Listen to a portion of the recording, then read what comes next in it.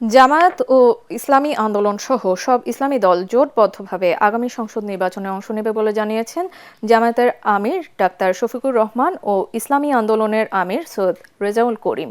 বরিশালের চরমোনাই মাদ্রাসায় বৈঠকে যৌথভাবে এই ঘোষণা দেন দুই নেতা।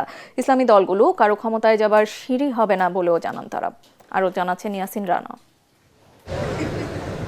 বরিশালে চরমোনাই মাদ্রাসায় ইসলামী আন্দোলনের আমির সৈয়দ রেজাউল করিমের সাথে সাক্ষাৎ করেন জামায়াত ইসলামের আমির ডাক্তার শফিকুর রহমান। এ সময় তারা দেশের ইসলামী দলগুলোর মধ্যে ঐক্য প্রতিষ্ঠা এবং আগামী নির্বাচন সহ নানা বিষয়ে আলোচনা করেন।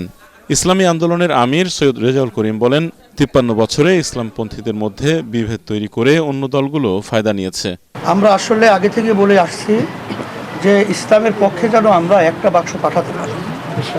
এই প্রচেষ্টা আমাদের আগে পরে চলছে, এখনো চলছে।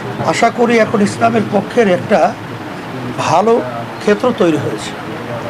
সেই ক্ষেত্রে যদি আমরা সময় উপযোগী ইচ্ছালি করতে না পারি, তাহলে এটা তো আমাদের জন্য অকল্যাণ এবং দুঃখ। জনগণ ইসলামী দলগুলোর ঐক্য চায় জানিয়ে জামাতের আমির শফিকুর রহমান বলেন, দেশে ইসলাম কায়েমের জন্যই তারা একত্রিত হচ্ছেন। জনগণের প্রত্যাশা, দেশের দেশপ্রেমিক ইসলামী জনতার প্রত্যাশা হচ্ছে যে সব কেন্দ্রে যেন একটা বাক্স থাকে। ধরে নেবেন কেন, আপনারা দোয়াও করতে থাকেন এখন থেকে।